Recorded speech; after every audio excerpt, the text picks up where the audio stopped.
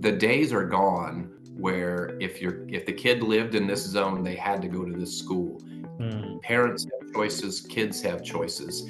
And so it really changes the game for districts. It's school who are, at the end of the day, becomes a guardian of the society. They're expected to step up and intervene, whether they ask for it or not. So what are your thoughts on that? The only commodity that we really have to offer is to the community is trust. And so it's really important for us to continuously be trying to build trust by listening, respecting, influencing, and care. Have you ever thought of a program or an initiative where community supporting learning process is more integral or more, I would say, consistent, regular? Yeah, so I think we've got a couple of things that we work on with that. Two groups that we work with. Our first is our district improvement committee. Okay, so welcome my fellow educators and school leaders. I'm Avinash Bansal, co-founder of Tomo Club.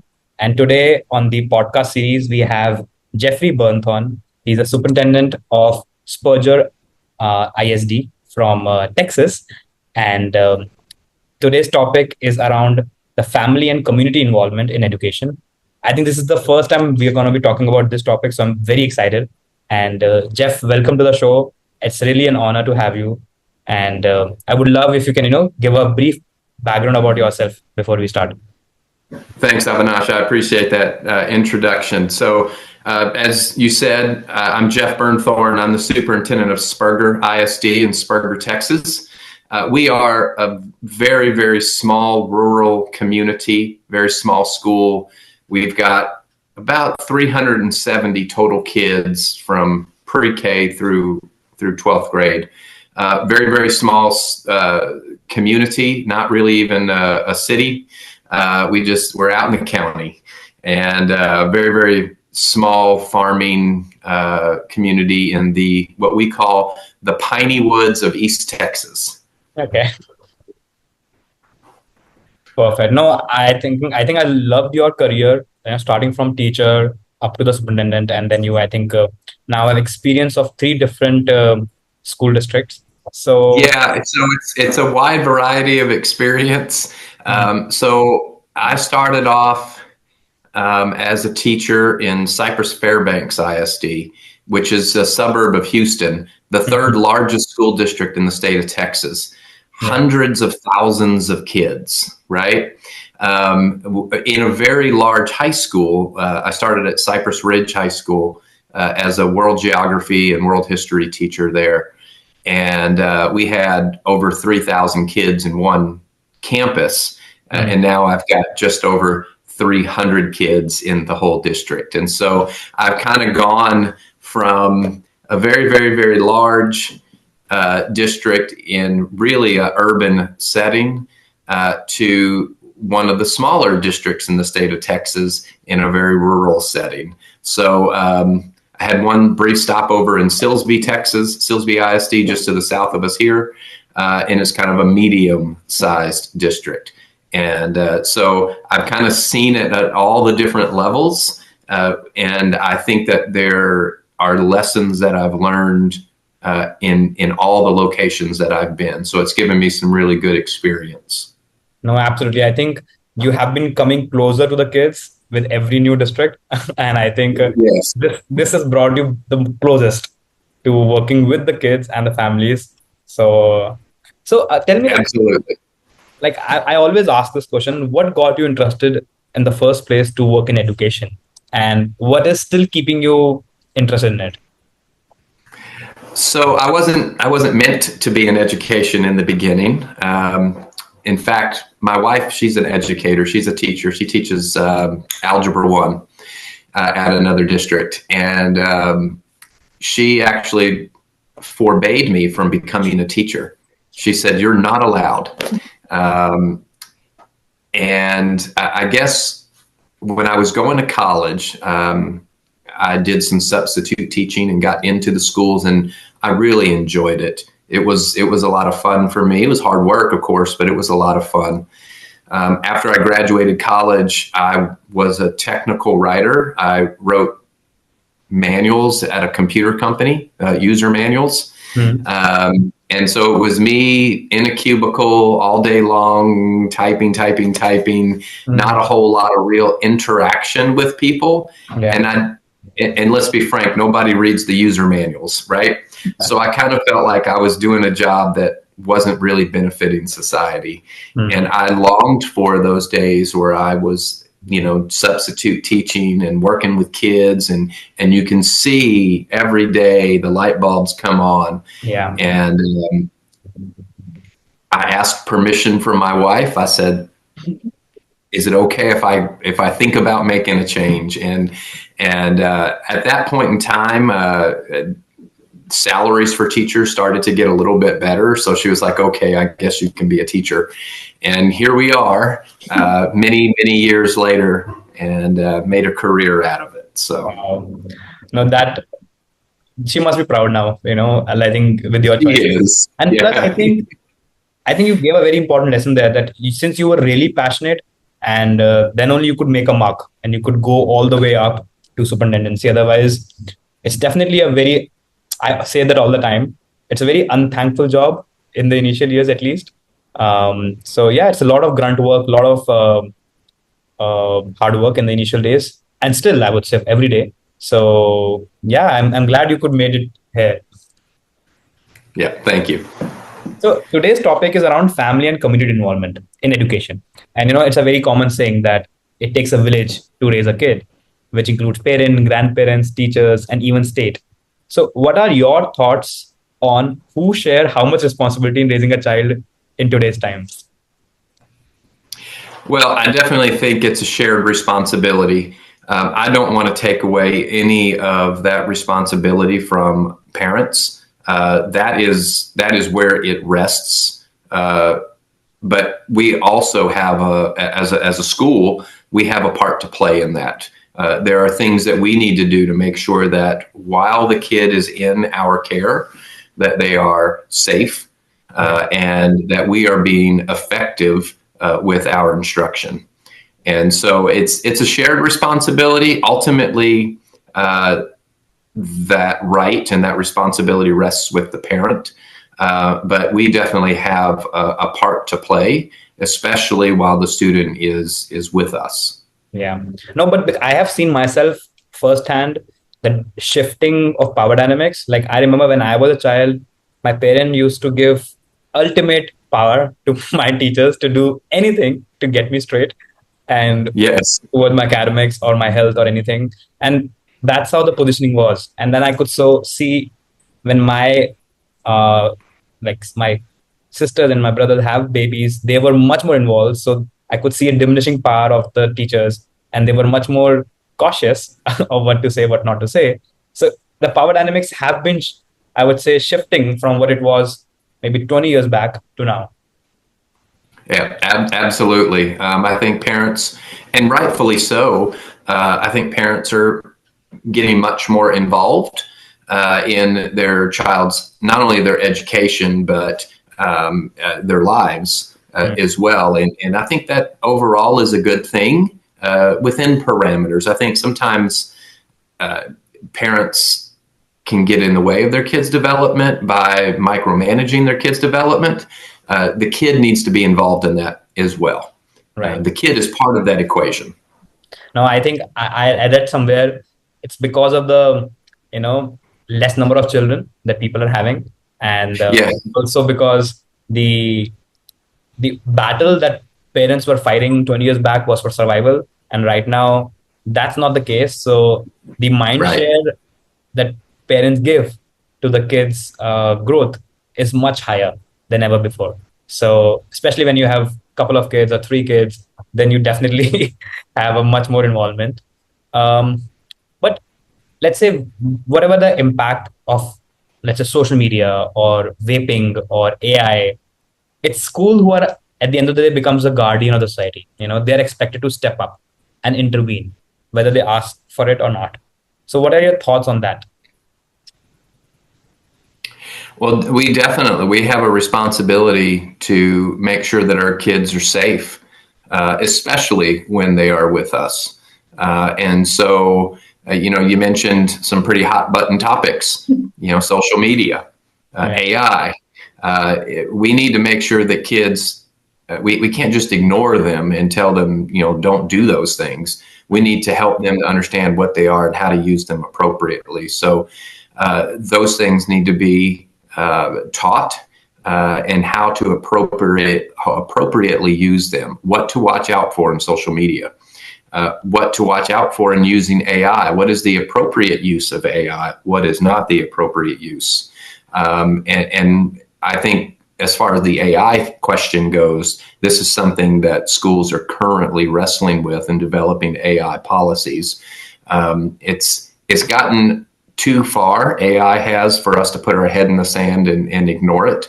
But we also need to make sure that we teach kids what is appropriate. Like, for example, you would want the kid to be able to use AI to brainstorm ideas for a science project, right? Or to gather information for the science project, but not to do the science project for them, right? Or to write the paper, so putting those guidelines, teaching those skills, I think that's definitely part of what we need to do in addition to teaching reading, writing, and arithmetic.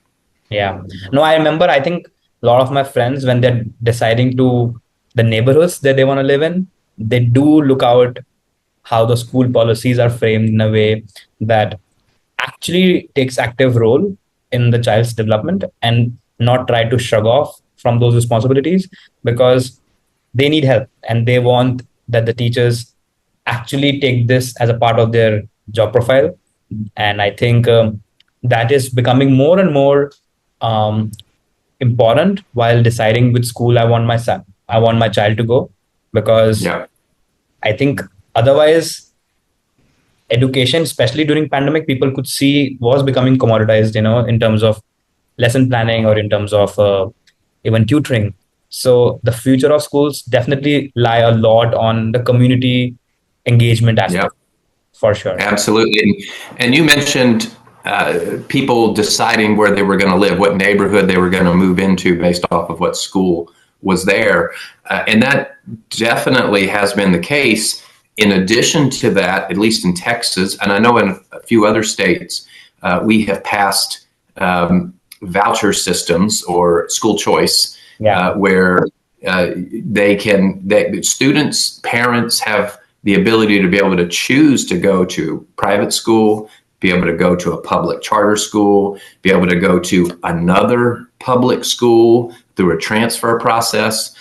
So the days are gone where if the kid lived in this zone, they had to go to this school.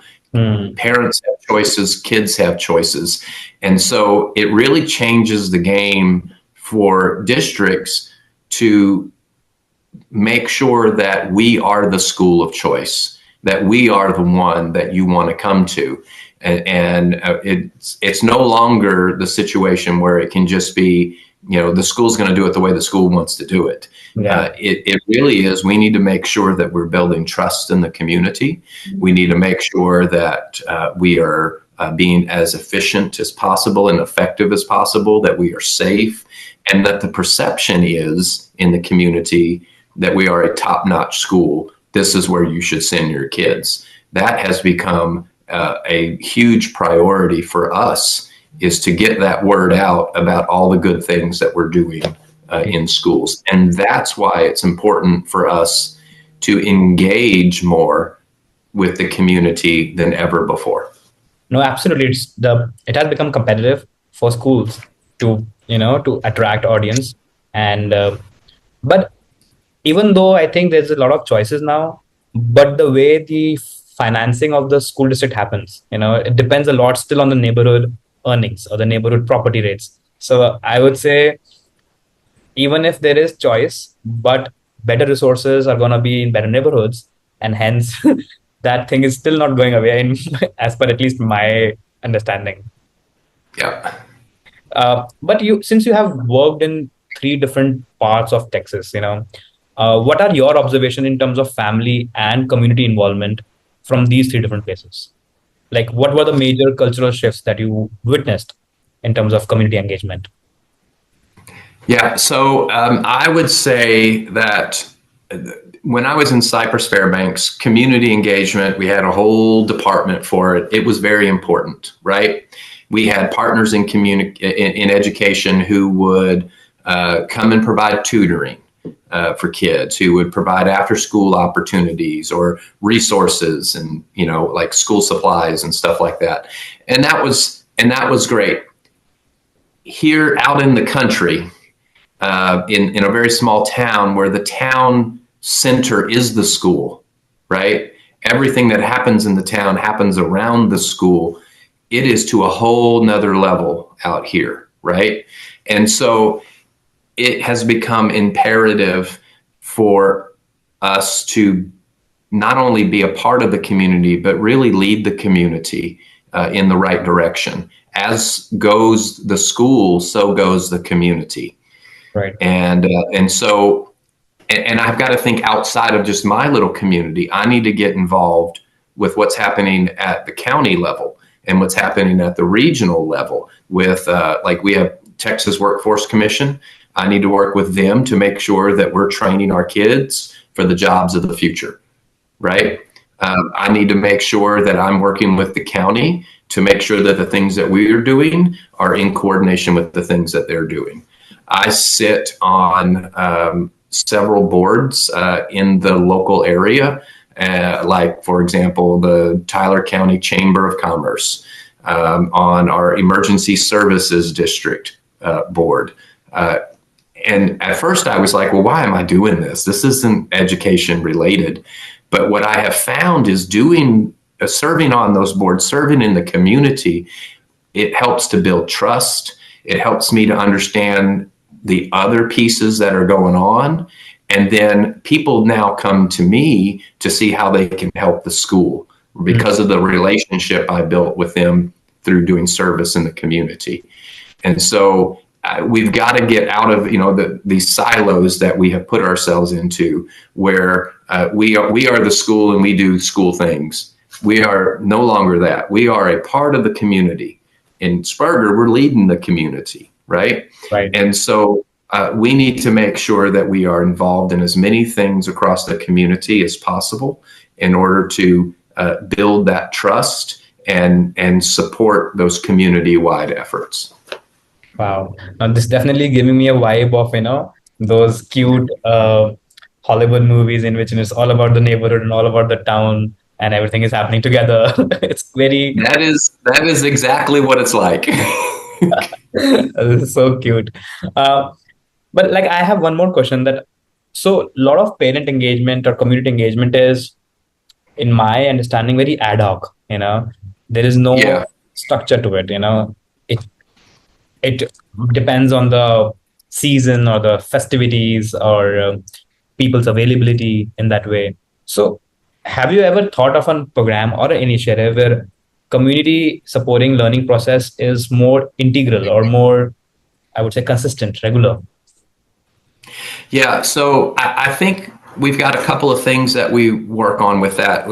Two groups that we work with. Our first is our district improvement committee. And we have community members involved in that, business owners, parents, people like that. That is when we really talk about strategic planning for the district, directions that we want to go, not just this year, but in the next several years. And we meet regularly with those teachers or with those parents, teachers, and administrators. And then we try to rotate them through, so we get it's not the same 10 people every time, right? Yeah. And then I have another committee that we're really proud of, and that is what we call it's our P-TECH Advisory Committee. So P-TECH is a program in Texas for education. It's Pathways in Technology, Early College, High School, P-TECH. And that committee meets specifically to talk about career technology programs, getting kids industry certifications while they're in high school, getting kids their associate degrees while they're in high school, and really trying to plan that out. Like, what pathways are we going to offer for kids? What partnerships with colleges and universities are we going to have? What direction do we want to go? What internship programs with local businesses we want to pursue? So getting them involved. And it's not just our local teachers, administrators, parents, business owners. We also have the county government. We have some of these intra-government agencies, Deep East Texas Council of Governments.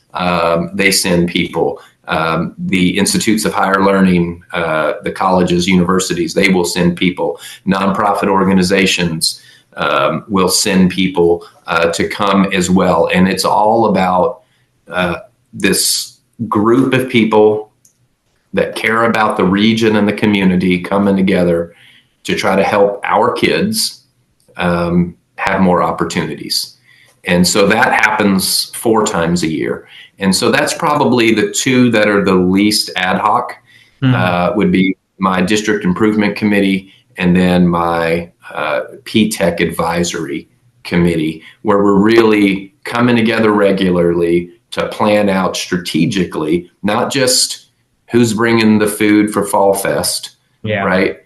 But really strategically the direction that we're going to be going with the school and the community. Mm-hmm. No, this is super interesting. And so just this question came to my mind. What's the most sought after internship or partnership that student is looking for? Is it in terms of whether it's colleges or degrees? What's the most sought after from kids' point of view?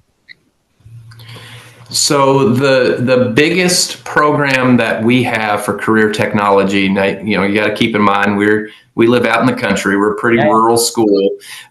Is welding.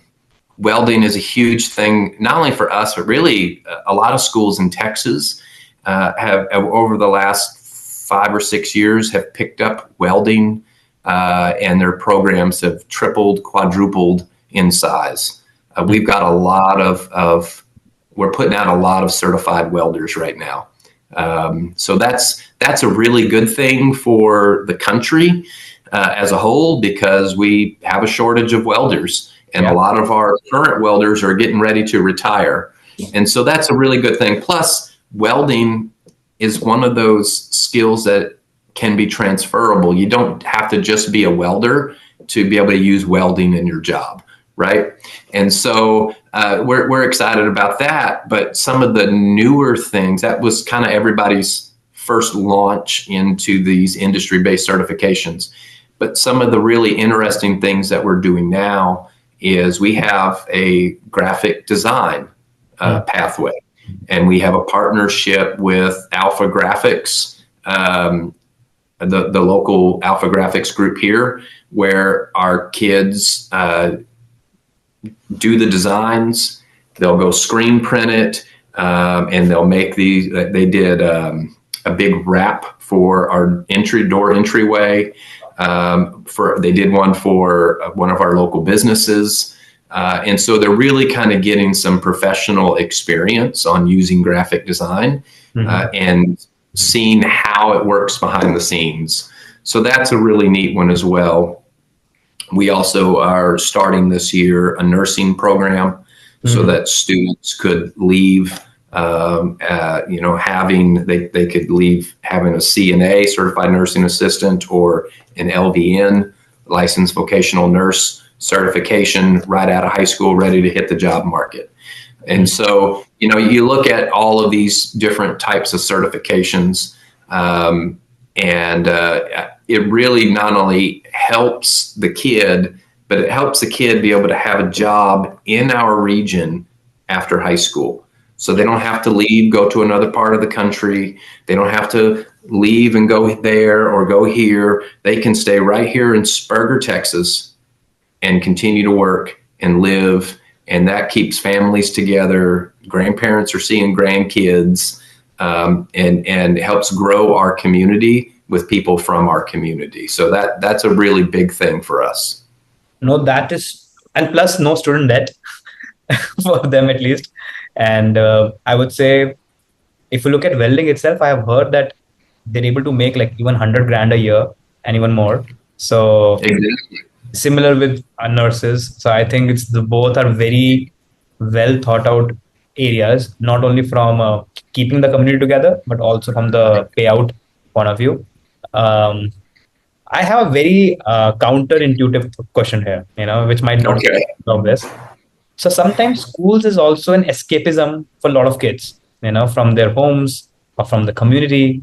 So do you think that, this community engagement or family engagement becomes a tough spot for those kind of kids? That's a good question. That's a tough question. I don't think so. It's connected enough to the community, but it's still separate. It's still distinct. We still do all the same things that we did before, as far as school events and school activities. And I think there still is that opportunity for them to escape a little bit. I think all of the community parent engagement from the kids' perspective is kind of behind the scenes. Yeah. And so I don't really see that being an issue, and it hasn't presented itself as an issue so far. So hopefully that's not it. No, I'm glad. I think it's definitely a much more urban area problems, I would say it. Where of course it's also associated with a lot of single parent houses as well, or toxic families set up as well. So yeah, I think it is a problem in a lot of districts, a lot of states, and they take proactive measures. So I'm glad it's not a problem at Spurger's yet, and should not be. Yeah. Everybody in Spurger knows everything about everybody in Spurger. So I don't think it's an issue for us. So it's a little different out here. Yeah, I think I know the answer to this question, which I'm going to ask, but I still want to know from you. So, like every district has its own unique strengths. So, what would you say is the secret sauce of Spurger in building the robust community? I think the secret sauce is our community.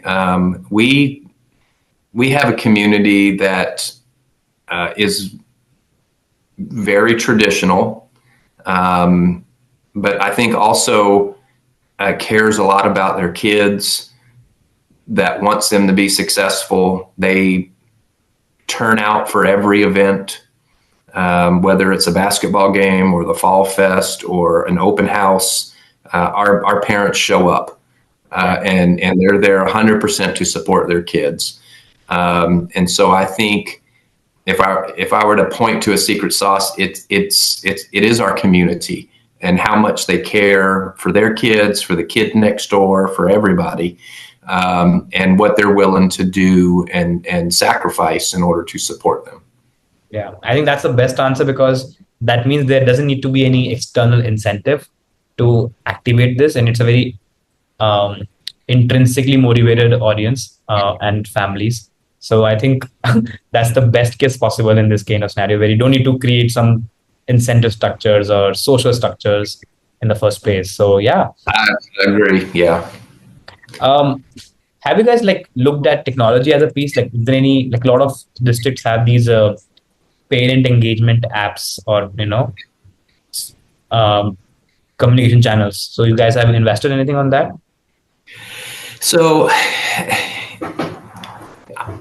our parent engagement app is really just Facebook, but it works really well for us. Our parents are pretty tied in to Facebook, and that's probably a blessing and a curse.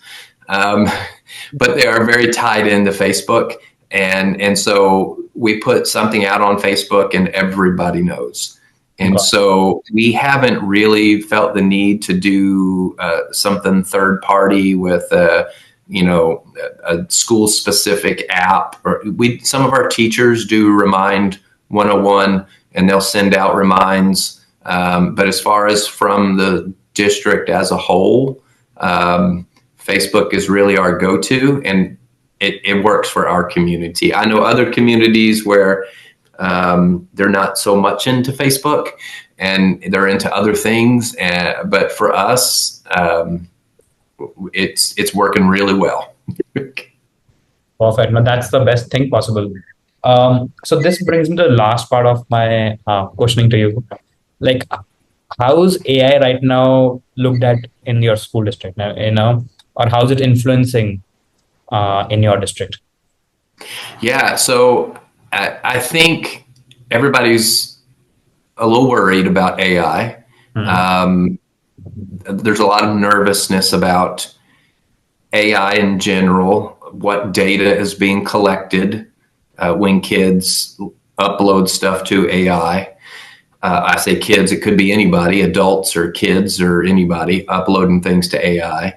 I think they're worried what reading, writing, and arithmetic skills are they missing out on by just using AI to quote unquote do their work, right? And so there's a lot of trepidation about do we step into this AI pool or do we steer clear of this AI pool? I think probably most people are leaning towards let's stay out of the pool. But as the world continues to march forward, my concern is that if our kids don't know how to use AI effectively, they're going to be behind in whatever career they decide to go into, because everybody else is going to be using it as an office assistant to help them do the things that they want to do faster. And our people won't know how to write the prompts to generate the AI responses that they need. So I think we really need to find a middle way, some type of middle ground where we talk to kids about appropriate use. We talk to kids about the dangers of AI and how when you upload stuff to it, it saves it and uses it in all of its other generations. Right. Unless there are some that are specific for education that don't. But we need to make sure that kids understand this and that they use it appropriately. That's the big thing. Yeah, no, absolutely. I think it's not just office assistant. That's one value proposition. But apart from that, AI is impacting literally every sector, whether it's manufacturing, whether it is healthcare, media, or education, or even construction. So I think there is no shying away from it. And it's going to happen, just like digitization or internet happened. So yeah, I think that's the reality, and I'm glad you are on the same page and trying to get everyone on the same page as well. Yeah, absolutely. There is a video making its way around about how way back in the day there were the same concerns about record players and how they were going to mess up education, and televisions and how they were going to mess up it, and the computer and the internet. And this is just the next incarnation of that. And it's not about the tool. It's about how we use the tool. Right. That's the key. Absolutely. So, but just asking out a very random thing. If there is any one single problem that you are not able to solve yet, by the existing AI tools, or if you don't know about it, that's a different thing. But what's your biggest problem that is yet to be solved as per you? The biggest problem that has yet to be solved, as per like in general, for my school district? Yes. That's a tough question. I would say that the biggest problem that has yet to be solved in my school district, and really it's every school district in the state of Texas, is how to appropriately measure the effectiveness of a school district. So I'm talking about state accountability. Mhm. How can the state measure whether Spurger ISD is doing a good job or not doing a good job? And the state does this. We have an A through F rating, right? Yeah. And we did pretty good. We got a B rating, but I still don't think it's a good system the way we do it with the state standardized testing, and the way that the state kind of changes the rules as we're playing the game. To me, it's not a good way to say, oh, this is a good school or this is a bad school. Really, what I see it doing is determining, hey, this school is in a rich neighborhood and this school is not in a rich neighborhood. That's where the A's and the F's come from. It's not whether it's a good school or not a good school. It's about the clientele that's showing up, and the resources that they have available for their kids, right? So I would really like for the state to somehow, some way figure out a fair and effective way that really lets parents know if that school is being effective or not being effective. And I don't know if that's the vein of answers that you were looking for or not, but that's what's heavy on my mind and my heart right now is the state accountability system is flawed. And the standardized testing system is flawed. And I would really like for them to figure it out. The state of Texas just announced a special legislative session this summer where some of that, at least with the state standardized testing, is going to be a topic of conversation. So Nice. It's a big deal right now. No, I think you said very well. And I think it's something not only yours. If the legislature is discussing about it, there definitely must be a feeling of a lot of superintendents. And you're right. I think standardized testing or putting a label on a district in terms of the performance is very unidirectional. And I think it's a very multifaceted problem statement, because a district may not be doing great, let's say, in terms of academic score, might be doing great in terms of college readiness or career readiness or students' earnings per capita, or let's say whatever the metric can be. So there are a lot of facets, and how do you define success in the first place is definitely a very philosophical stage system as well. But if you look at, in general, if US is based on a capitalist school of thought, so that means it should be a capitalist outcome as well. So let's say, like I always discuss this with my co-founder, that if it is at the end of the day measured on capital, then why not we calculate the earnings of the alumni after 10 years and hence define the success of the school? Well, there you go. There you go. Let's see if we can put that into place, that and replace standardized testing with that. I like it. The only difficulty with that is you've got a 10-year lead time before you know how you did, right? And so it's hard and we deal with that sometimes, like our graduation rate. There's a 2-year separation on our accountability, right? So our accountability this year will be off of the 2023 graduation, right? And so it's really hard to make iterative changes when your data is 2 years old. Right. And so I think, that's part of the problem with the A through F ratings is it's not about where you are now. It's really where you were 2 years ago. Right. And so it gives parents the wrong understanding of what's happening at that school. And, I've talked about trust earlier. That's the only commodity that we really have to offer is to the community is trust. And so it's really important for us to continuously be trying to build trust by listening, respecting, influencing, and care. And I think these state accountability ratings, these standardized tests, they erode that trust that we're working so hard to build up in our community. It erodes that trust not only with our campus, but with public education as a whole. Yeah, I agree. I think if schools are meant to create a responsible citizen of a country, and then definitely crime rate should be a part of it, maybe. Or I would say the emotional or social emotional strength of a kid should be a part of it. If there are mentally and emotionally more stronger, the credit goes to the school, right? So who's going to account in for that?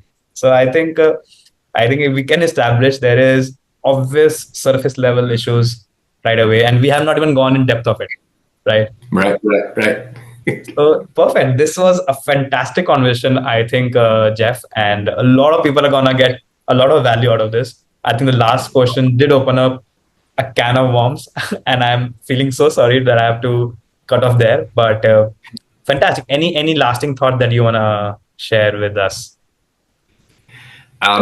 Just like I said earlier, that we need to make sure as superintendents, as school leaders, that we are listening to our community, that we are respecting our community, that we are both influencing our community and allowing ourselves to be influenced by our community. And above all, that we show that we care. And if we can do that, we will build trust. And if we build trust, we will be the school of choice for our community and be able to make the impact that we all got into education to do, is to support those kids and support our communities. And that's all I got to say. No, yeah, that's the bottom line at the end of the day. So thank you so much, Jeff, and we'll definitely catch up with you again. All right, it's good to see you. Have a good one. Thank you for watching. Join our journey at Tomo Club